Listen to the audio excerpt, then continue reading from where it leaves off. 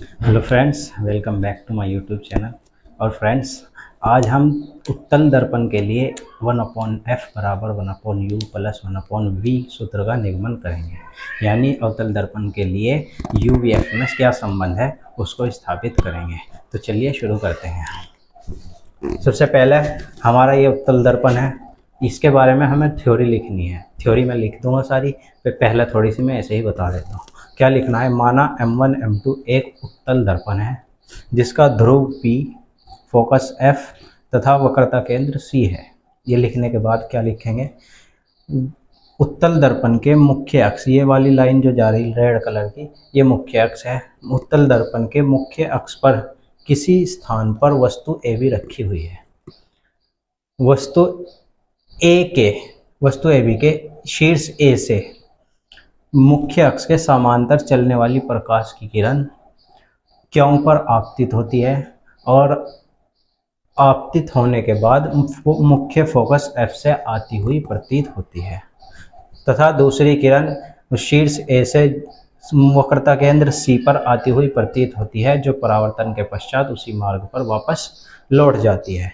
जहाँ पर ये दोनों किरणें आपस में एक दूसरे को काटती हैं वो बिंदु ए डैश कहलाता है। बिंदु ए डैश से डाला गया लंब मुख्य अक्ष पर एफ बी डैश ए डैश बी डैश ही वस्तु का आभासी प्रतिबिंब होगा।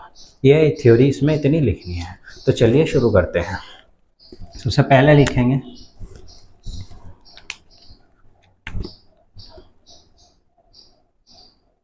माना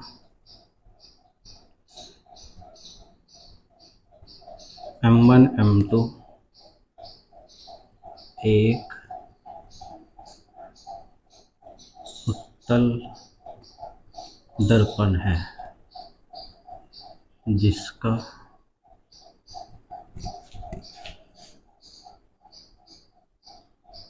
ध्रुव P, फोकस F तथा वक्रता केंद्र C है। ये लिखने के बाद क्या लिखेंगे? मुख्य अक्ष के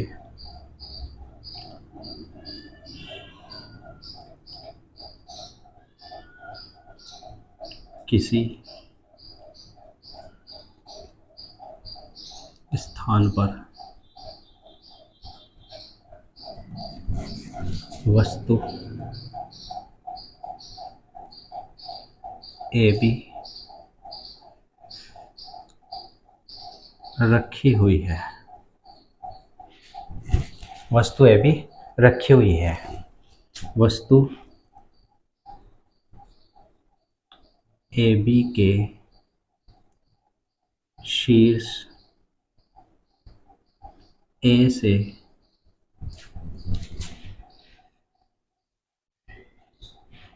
चलने वाली प्रकाश की किरण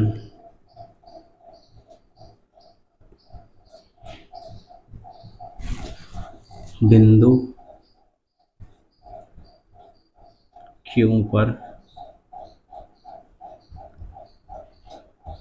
आपतित होती है। बिंदु Q पर आपतित होती है, जो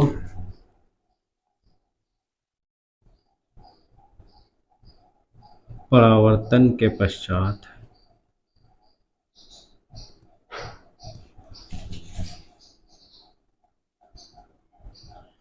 मुख्य फोकस से मुख्य फोकस से आती हुई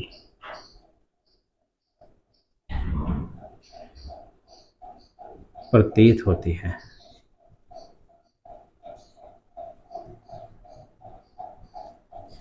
मुख्य अक्ष से आती हुई प्रतीत होती है तथा दूसरी किरण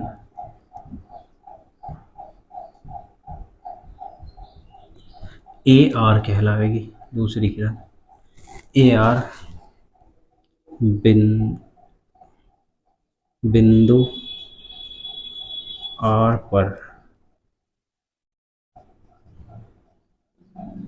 आपतित होती है जो वक्रता केंद्र से आती हुई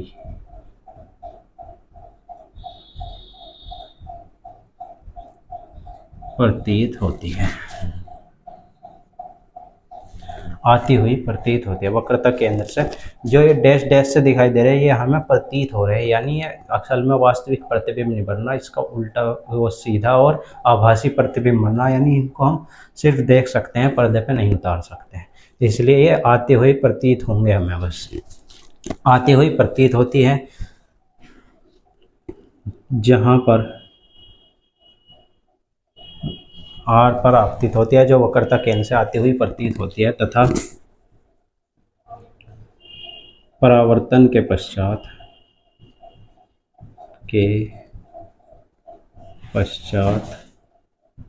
उसी मार्ग पर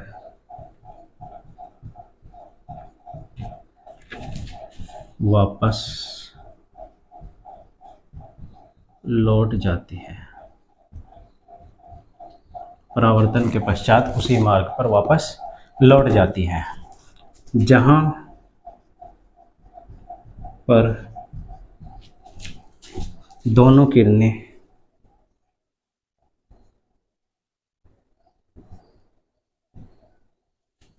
एक दूसरे को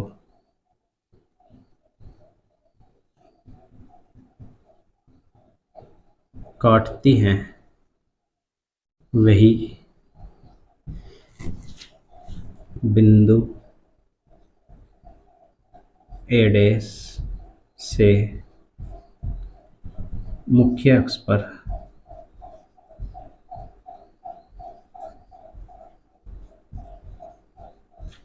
डाला गया लंब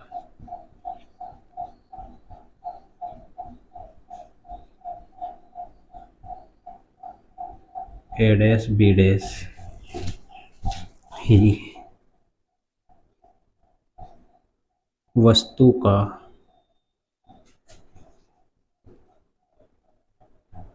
आभासी व सीधा प्रतिबिंब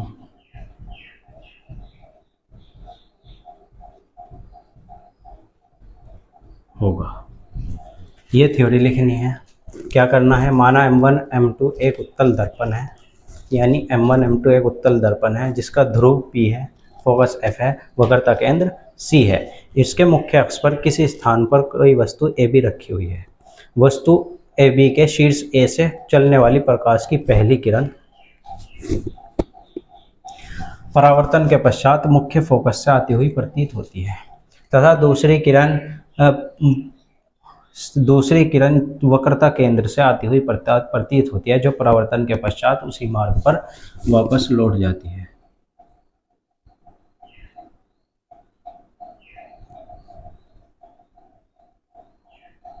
उसी मार्ग पर वापस लौट जाती है जहां पर ये दोनों किरणें आपस में एक दूसरे को काटती है। बिंदु ए डैश से डाला गया लंब ए डैश बी डैश ही वस्तु का आभासी प्रतिबिंब होगा। इतनी लिखने के बाद हम लिखेंगे अब माना। अब इनके मान लिखने शुरू कर देंगे। ध्रुव दर्पण के ध्रुव के ध्रुव P से वस्तु की दूरी यानी PB, P और B, जो इधर की साइड दिखाई दे रही तुम्हें एक ही चीज़ है, इधर वस्तु की दूरी, जो इधर की साइड दिखाई दे रही वो माइनस में, जो उधर की साइड दिखाई दे रही राइट साइड वो सारी की सारी प्लस में है। यानी इधर जितने भी मान आवेंगे वो प्लस में आवेंगे और इधर के जितने मान आवेंगे वो माइनस में आवेंगे। तो हमारा जो PB है ये इधर की साइड है तो माइनस में आएगा, बराबर माइनस के U। सेकंड, दर्पण के ध्रुव P से प्रतिबिंब की दूरी, प्रतिबिंब की दूरी पी बी डैश तक, पी से बी डैश ये लिखा हुआ है, बी डैश यहाँ तक, पी बी डैश तक कितनी होगी, माइनस प्लस के वी, ये प्लस में आ जाएगी अब दूरी, क्योंकि वो इधर की साइड की है। ये हमारी फर्स्ट थी, सेकंड 4 मान निकलते हैं इसमें, थर्ड मान निकलेगा हमारा ध्रुव, दर्पण के ध्रुव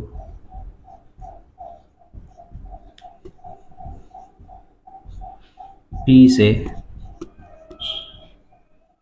मुख्य फोकस तक की दूरी,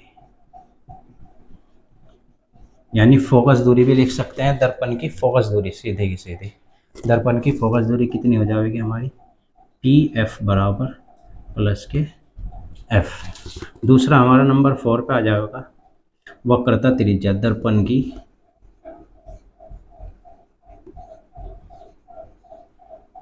वक्रता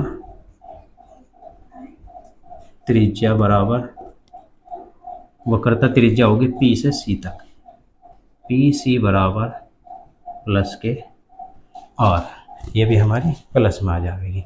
एक चीज़ और याद रखनी है, यहीं पे ही बता रहा हूँ मैं, जो हमारी आर होती है वक्रता त्रिज्या जो होती है वो फोकस की दुगनी होती है, यानी हमारा जो आर बराबर होगा वो 2f होगा, फोकस 2 होंगे तब हमारी वक्रता त्रिज्या इतनी होती है। तो इसको नोट करेंगे, आगे लिखेंगे फिर। ये जो मान है ये मैं यहाँ पे छोटे से मान लिख दूंगा, तो चलिए लिखेंगे।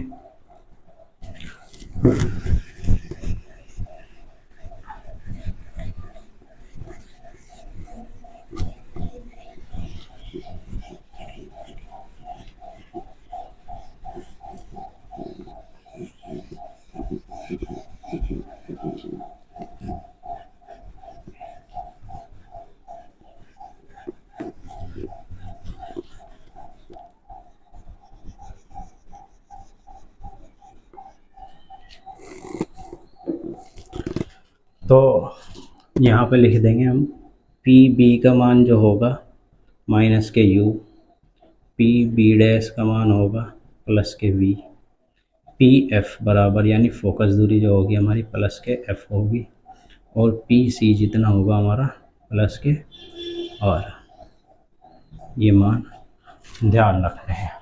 तो अब शुरू करते हैं हम चित्र अनुसार।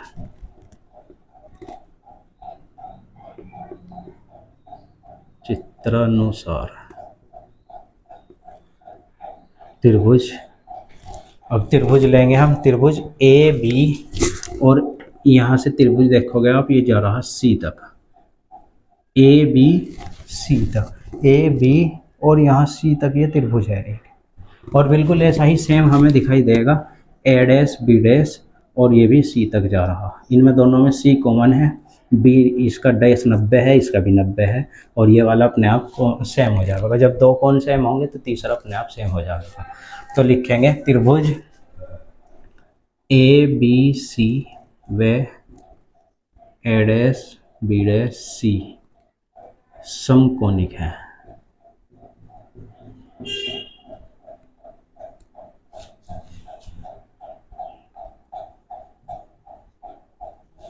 त्रिभुज ए बी सी व A dash B dash C समकोणिक है। तो लिखेंगे A B upon A dash B dash बराबर होगा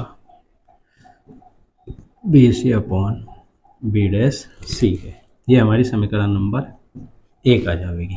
इसी तरीके से जब हम आगे चलेंगे तो जो ये जा रही सीधी किरण यहाँ पर क्यों है, क्यों से डाला गया लंब क्यों एन, और इससे जो ये जा रही एफ, क्यों पे जो आपतित हुई थी किरण और फोकस एफ से होकर चली गई थी, क्यों एन एफ, ये एक त्रिभुज दिखाई देगा, और ए डैश बी डैश एफ एक त्रिभुज दिखाई देगा। ये छोटा सा हमें दिखाई दे रहा क्यों एन एफ, ये एक त्रिभुज दिखाई देगा, और ए डैश बी डैश एफ दिखाई देगा। एफ इन दोनों में कॉमन है, इसका 90 डिग्री है, इसका 90 डिग्री, और ये दोनों का सेम हो जाएगा अपने आप ये कोण। तो लिखेंगे इसी प्रकार त्रिभुज QNF व त्रिभुज A'B'F भी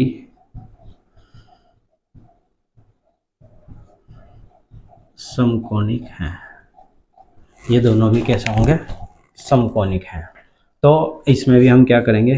QN/A'/B' बराबर NF के बटे में B'/F आ जाएगा अपॉन B'/F। ये समीकरण नंबर 2 आ गई। अब क्या होगा?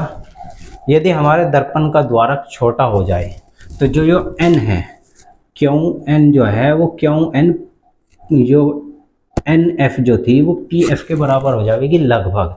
n का मान जो है वो नगण्य हो जाएगा यहाँ पे। तो लिखेंगे यदि दर्पण का द्वारक छोटा हो जाए तो NF बराबर PF लगभग। तो हम यहाँ ये जो तो रखेंगे QN/A'/B' बराबर NF की जगह पे क्या रख देंगे? PF/B'/F। ये हमारी समीकरण नंबर 3 आ जाएगी। अब आप देखोगे जो हमारी वस्तु AB थी, जो मुख्य अक्ष था ये, इसके समांतर ये चली थी किरण, तो जो क्यों पर आकर टकराई थी, क्यों N जो होगा ये वाला जो AB के बिल्कुल सेम होगा। तो क्यों N की जगह पे हम क्या रख सकते हैं? AB रख सकते हैं। तो मैं यहाँ पे लिख रहा हूँ आगे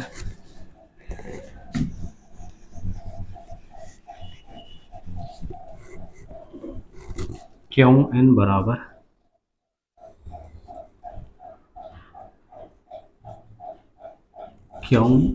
बराबर AB, क्योंकि जो क्यों N है वो AB के बिल्कुल समांतर चलने वाली प्रकाश की किरण है। चूंकि AB के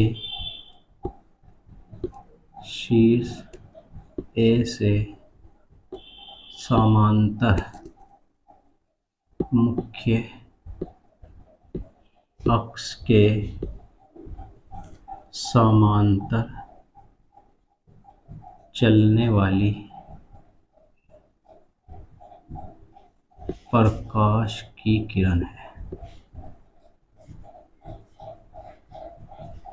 ये लिख लेंगे। तो अब हम यहाँ से क्या करेंगे? समीकरण नंबर 4 में AB/A'/B' बराबर किसके हो जाएगा? PF/B'/F के। ये हमारे समीकरण नंबर 4 आ गई। अब क्या करेंगे हम? इसमें जो AB/A'/B' है समीकरण 4 में, उसका मैं समीकरण 1 का मान रख देंगे। जो हमारी समीकरण नंबर 1 थी, समीकरण नंबर 1 जो थी हमारी, उसमें हम समीकरण नंबर 4 में AB का मान रख देंगे ये वाला। तो हम लिखेंगे समीकरण 4 में AB/A'/B' का मान समीकरण 1 से रखने पर, तो हम यहाँ AB जो AB/A'/B' है वहाँ BC/B'/C रख देंगे। तो रखेंगे BC/B'/C बराबर PF/B'/F। ये हमारी आ गई समीकरण नंबर 5। अब इसमें हम क्या करेंगे? मान रखने शुरू कर देंगे। यहाँ से हमारे पास BC का मान नहीं है, ना B'/C का मान है। PF का मान तो है हमारे पास, लेकिन B'/F का मान नहीं है। तो हम अब मान रखने शुरू करेंगे। हमें BC का मान रखना है पूरे का, तो हम क्या करेंगे, P B plus P C कर देंगे। तो लिखेंगे P B plus P C बराबर कितना हो जाएगा, बी सी के पूरे के मान अपॉन बी डैश सी का मान रखना है, बी डैश सी का। तो हम क्या करेंगे, पी सी में से क्या घटा देंगे, हम पी बी डैश घटा देंगे। तो P C minus P B dash बराबर पी एफ यू का तो रखेंगे और अपॉन में बी डैश एफ जो है हमारा ये, इसमें से पी एफ में से पी बी डैश घटा देंगे, P F minus P B dash.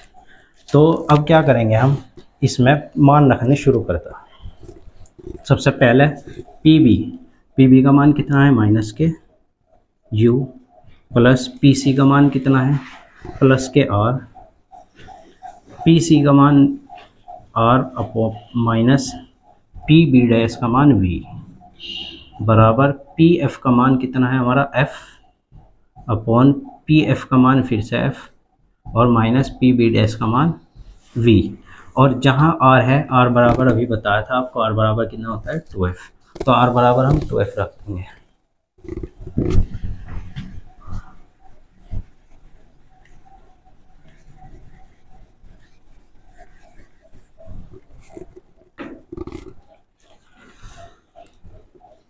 Are बराबर 2f रखने पर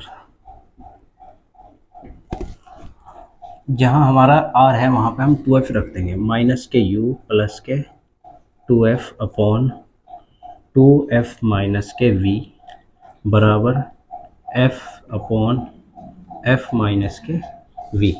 अब हम इसकी तिरछी गुना कर देंगे ऐसे। तो इसमें f की गुना होगी u में तो माइनस का एफ यू, f की गुना इसमें होगी प्लस के 2f स्क्वायर, v की गुना इसमें होगी तो प्लस का यू वी और v की गुना इसमें होगी तो हमारा माइनस के 2f v बराबर में आ जाएगा हमारा